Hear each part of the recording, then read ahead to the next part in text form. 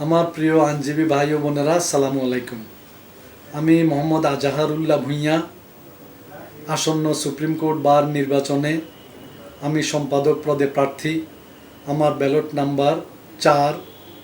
আমি আপনাদের মূল্যবান ভোট, আপনাদের দোয়া, সার্বিক সহযোগিতা এবং সমর্থন চাই।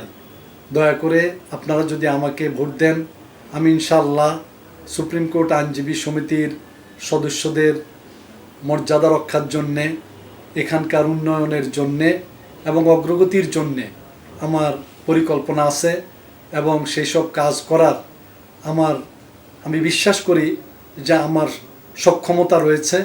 ইনশাআল্লাহ আমি আপনাদের ভোটে নির্বাচিত হয়ে অবশ্যই সেই সব আমার পরিকল্পনা আমি বাস্তবায়ন করতে সক্ষম হব।